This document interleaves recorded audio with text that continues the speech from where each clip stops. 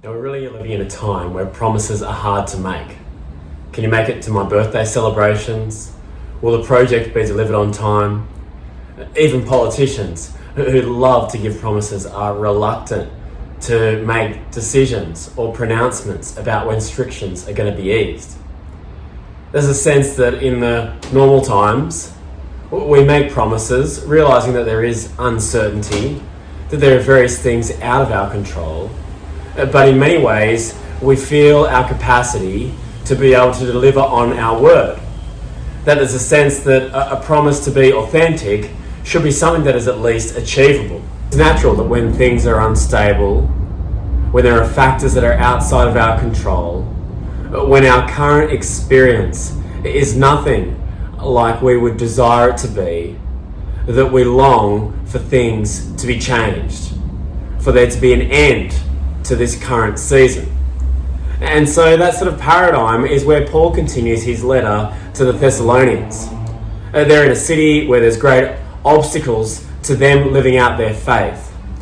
And so what Paul is going to do here from chapter 4 verse 13 is to outline to them the promises that God has made, and to give them an anchor that they can fix their eyes on, so that they can not only look forward into the future, but also deal well with the present.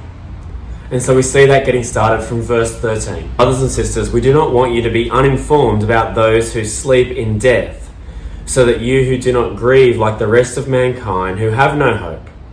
For we believe that Jesus died and rose again, and so we believe that God will bring with Jesus those who have fallen asleep in him. Now, if you remember the context here, Paul had established this church and then had been moved on because of the pressures from the wider society. He no doubt hadn't been able to instruct them in all the truths that he desired. And in the first century church, there was a real expectation that things were going to be completed really soon. And so there was a sense of uncertainty around particular issues, and it seems that one of those uncertainties is surrounded those who died in the current time. Where would they stand with Jesus? There probably was a real expectation in the first century church that Jesus was going to come back in their generation, that they were going to see him again. And so for these brothers and sisters who have died, what about them? And so it seems to be this topic that Paul wants them to be informed. And what we see here is that he recognizes that death always brings grief. When we experience the loss of someone in our life, there can be a whole range of mixed emotions, but grief is the natural response to loss. And so what Paul is highlighting here is that because of faith in Jesus, there is a different way of grieving. And not grieving as those without hope, but grieving as those with hope. And that hope is found in the truths that Paul is wanting to address to them. He reminds them about what they believe. That Jesus had died, taking the penalty of sin, that he'd risen again, showing his power over death, and that he was going to return. It's these truths that he's wanting them to be informed of. He's wanting to make sure that the church in Thessalonica has all the information that they have, because it's going to help them. It's going to help them be people who can grieve with hope. Death and loss are a reality for all of us, and not just in the first century, but here in the 21st century. This world is not right. And so it's helpful pictorially to think about what this means. We believe in things that have happened in the past, that Jesus actually lived, that he actually died like he predicted that he would, that his death meant what he said it would, this substitutionary position, and that by rising, he is affirming that there is hope, that there is a physical hope of a new creation, of a life on the other side of death. And then there are the promises that we look forward to, that Jesus will return. And so we see a picture of that from verse 15. According to the Lord's word, we tell you that we who are still alive, who are left until the coming of the Lord, will certainly not precede those who have fallen asleep. For the Lord himself will come down from heaven with a loud command, with the voice of the archangel and the trumpet call of God, and the dead in Christ will rise first. After that, we who are still alive and are left will be caught up together with them in the clouds to meet the Lord in the air, and so we will be with the Lord forever. Therefore, encourage one another with these words. The anchor for the hope that is to change the way in which we grieve is the promise from Jesus that he will return. And it's this picture that Paul paints about what this return will be. It'll be something that no one could miss, that no one could refabricate with some fake news. That a cry from heaven will assert the authority of the event. The choruses of the archangels showing that the heavenly realms are totally in sync with God bringing an end to his plan, and the loud trumpet call asserting the victory that God has shown over death. And that sort of seems to be perhaps the reason then that the dead are then raised first as Jesus returns. Those who have actually experienced all that death has in its power to strip life will now be elevated in glory as Jesus returns, and that God's purposes will then be realized. The Lord will be with his people forever. And so the encouragement is to be this truth. In the midst of grief, in the face of uncertainty about where people stand with God, about where people's future will lie, Paul reminds the Christians in Thessalonica to believe in the promises of God. That God will realize his promises, and the way that they can strengthen each other so that they can grieve with hope is to encourage each other with these truths.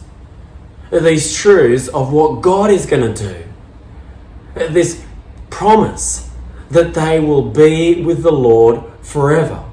If Jesus is coming back, it affects the way that we value things. It should certainly change the way that we relate to each other. And it raises big questions about our possessions, the purpose of our experience, the worth of our endeavours, and what significance our legacy would leave. And I think the fact that Jesus is coming back, that is what God has promised, that will be a realization of his plan, means that our possessions, our experiences, our endeavours and our legacy aren't insignificant, but they're not everything. Now we're going to unpack those two extremes a little bit later, but what we see from chapter 5 is Paul drill in to the right perspective. Verse 1. Now, brothers and sisters, about times and dates we do not need to write to you, for you know very well that the day of the Lord will come like a thief in the night. While people are saying peace and safety, destruction will come on them suddenly as labour pains on a pregnant woman, and they will not escape. Jesus' return is described often in the New Testament as the day of the Lord.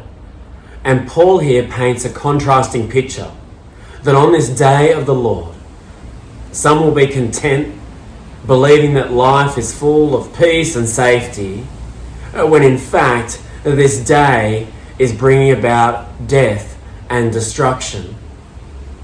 You see, the day of the Lord is an occasion for both judgment and salvation. And so this image of giving birth is something that Paul alludes to. And I guess there's this idea that when a baby is born, it's definitively seen whether it's a boy or a girl. But actually, the situation is probably a little bit more like a vulnerable pregnant woman, where the question isn't so much just of the gender of the child, but the child is at risk. And so the birth of the baby is a question of will it survive or will it die? The day of the Lord is the one day where those who are saved to be with the Lord will be with him, and those who have rejected the Lord will be separated from him, where they will receive his eternal judgment. And so this is the picture that Paul is wanting to paint for the Thessalonians as they seek to encourage each other that Jesus is returning. There'll be a key question: when is this going to happen? Paul then realizes and states that it will come like a thief in the night. There will be no one who can predict the exact day or time of Jesus' return. But Paul also says that we're not in the dark. Like a pregnant woman knows she's about to give birth when the labour pains start, and when the labour pains start there's no turning back, so too those who have heard the promises of Jesus, heard that he lived, that he died for sin, that he rose to new life, and that he's promised to return, should realise that Jesus' return is imminent. You, brothers and sisters, are not in darkness, so that this day should not surprise you like a thief. You are like children of the light and children of the day. We do not belong to the night or to the darkness. So then let us not be like others who are asleep, but let us be awake and sober. For those who sleep, sleep at night, and those who get drunk at night. But since we belong to the day, let us be sober, putting on faith and love as a breastplate, and the hope of salvation as a helmet. For God did not appoint us to suffer wrath, but to receive salvation through our Lord Jesus Christ. He died for us so that whether we are awake or asleep, we may live together with him. Therefore encourage one another and build each other up, just as in fact you are doing. Just like a pregnant woman shouldn't be surprised when the time for giving birth arrives, so too those who have heard the promise that Jesus is returning shouldn't be surprised when the day of the Lord finally arrives. We aren't in the dark about Jesus. We've heard the promises that he lived. We've heard the witness that he died and that he rose again. And we've heard the teaching that he will return. But whilst we've heard these promises that Jesus will return, we still need to navigate life living by faith, not by sight. And so there's a sense of the right posture of being awake, of being alert. It's a little bit like driving at night time on roads that are familiar to you. It makes a real difference if you've driven on them during the day. I remember when we were in Orlando in the US and driving at night on this highway where it felt like there was about 12 lanes, and I wasn't sure which way things were going, obviously on the wrong side of the road, but it was the most tense driving I've ever had. And the only way I could focus was to simply look at the car in front of me, look at its tail lights, and just to hang on. So too those who have heard the promises of Jesus should be able to navigate this world with all of its uncertainty and instability with a sense that although we can't see everything clearly, we have a guide to follow, a guide to be alert to. And so Paul here contrasts the right attitude for those who are in the light as opposed to those in the darkness. And it's the difference between being sober and being drunk. It's the contrast between those who have clarity and alertness and those who are just sort of stumbling and a little bit sluggish. There are those who are going to see and those who don't. That's the difference between those who have a hope of salvation, as opposed to those who are either in ignorance or defiance of Jesus' promise to bring judgment for those who don't receive him. And so the posture then for those who are holding to Jesus is to be awake and to be sober.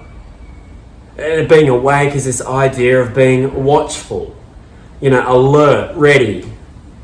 I don't know about you, whether you've ever stayed up all night I remember as a teenager, if there was some big soccer game on at maybe 3 or 4 a.m, we'd always sort of think, oh, let's go over to our friend's house and stay up all night. And, by about 2 o'clock in the morning, the eyelids are starting to close, and you're like, oh, are you still awake? Or you're still like, yeah, I'm still awake. Yeah, you're awake, but you're not alert. What Paul is saying here is being awake is a sense of being ready. It's about being watchful. And there's a real sense that to be awake and alert means that you're sober. It's that you're of your right mind, that you have your full faculties, that you're sharp, that you're switched on, that you haven't been dulled by substance or by sheer tiredness. Now we see that sobriety is something that those who don't follow Jesus also sort of esteem, but often it's connected with a goal. So often people do dry July to prove that they don't have an alcohol addiction. Or some people are wanting to achieve weight loss. So they say, oh, I'm not going to drink for this amount of period. And famously, Bob Hawke stopped drinking when he became Prime Minister. So much did he want this office. And there's a sense that having a goal is quite important to being alert, to being sober, to resist these substances that surround us that can so often dull us. And so often substances are the things that we use to try and cope. Now I think for most of us, the substances that we use is to escape from the pressures of this life. And perhaps to cope with the fact that the future is uncertain, that we're not sure where our relationships are heading or how the next bills are going to be paid. That at the end of the week in this job that I don't really find any satisfaction it's easy just to have a few drinks or to have some other substance or even just to overindulge in food so that we become sluggish and that our bodies are no longer alert. It's interesting that one of the support websites at the moment for those who are trying to reduce their alcohol intake is called Hello Sunday Morning. And it's about telling stories about how people have found this new time in the week, Sunday morning, when they're not cloudy from a big night out on Saturday, where they're finding new opportunities to do exercise or to find new space in their week. And there's a sense that when we have a goal, that we don't often need the escape to help us deal with meaninglessness. And so Paul is saying for the Thessalonians that the right attitude as they await this coming of Jesus, where God will be with his people forever, as they deal with their own grief from the real loss that they're experiencing, is to not be drunk. It's to not find escapism and to cope through substance, numbing the pain, but rather to pursue being awake, to being watchful, to being attentive, to see what God would provide for them. And so going on there in verse 8, but since we belong to the day, let us be sober, putting on faith and love as a breastplate and the hope of salvation as a helmet. And now I said earlier that our possessions and our experiences, our endeavours and our legacy, they're not insignificant and they're not everything. If we link in with what we saw last week in the middle of chapter 4, Paul implored the Thessalonians to be ambitious about leading a quiet life where they would mind their own business and work with their hands, where they'd be able to provide for their own means.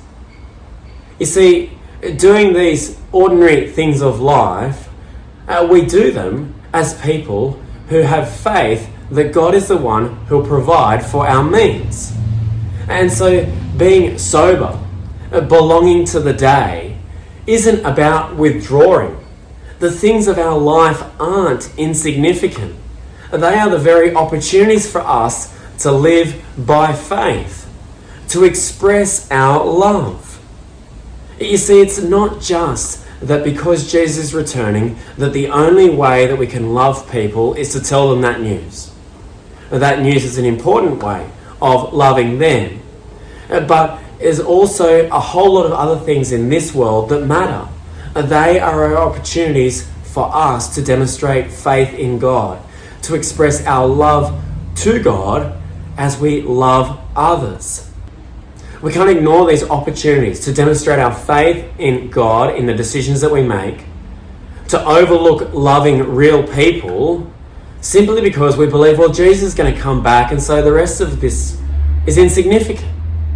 It's not insignificant. It is significant for us and for others, for God's purposes to be realized. But this life, the things that we do, the achievements that we have, the legacy that we leave, they're not everything. There is a day when Jesus is coming back, and actually what matters, what will truly last, is the fact that he will be with his people forever. And that will be a physical reality where all the blessings of life will be fully realized. There will be a sense that we can continue playing our part in God's purposes of him being with his people in his place forever. But ultimately, our hope is not in our efforts, but ultimately in his action and the fact that he has made authentic promises that he keeps. So the focus is belonging to the day, being of sober mind. Being alert means that we live out faith, that we love others, that we have hope, that we will be with God forever, that we have been saved from our own darkness into light. See, God has good purposes. Verse 9, for God did not appoint us to suffer wrath, but to receive salvation through our Lord Jesus Christ. He died for us so that whether we are awake or asleep, we may live together with him. You see, God's good purpose is that he ultimately wants salvation for all. He realizes that not all will accept the offer, and that the reality for them will be eternal judgment, his judgment.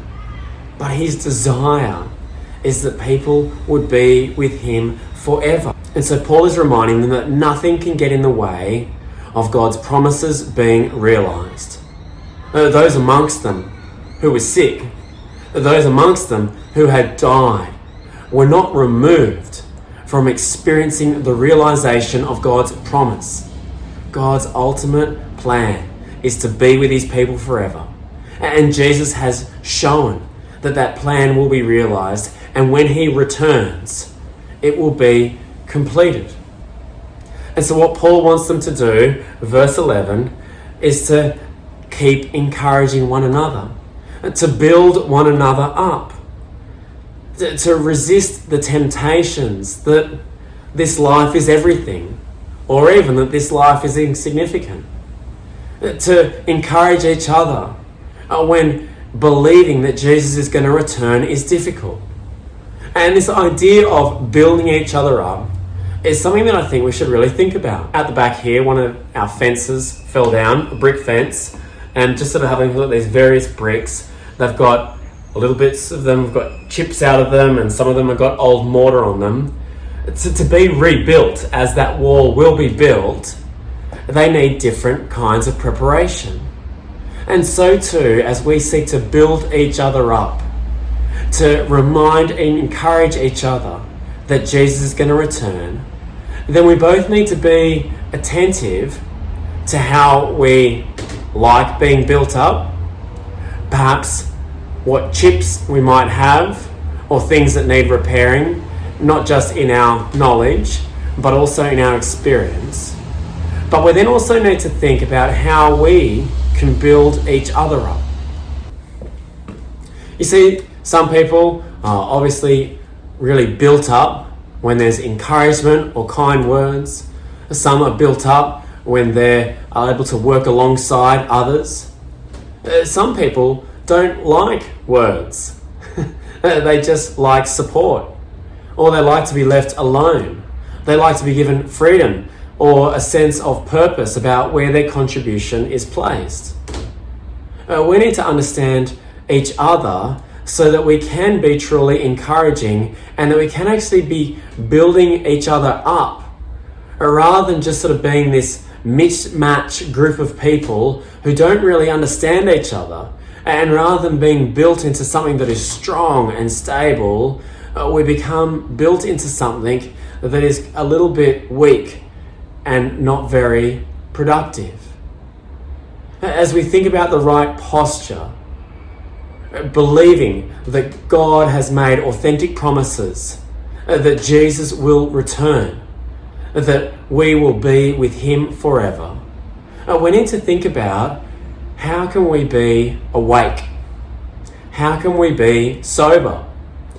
And perhaps something that's helpful is for each of us to reflect about what's stopping you from being awake. Now, there might be something that's particularly stopping you today, a tough week at work, a disrupted night's sleep. But if you think about, not just even this COVID period, but over the last 5 years of your life, what is distracting you? What is making you sluggish? What is your vice that you're turning to escape from the pressures and the anxiety of this life?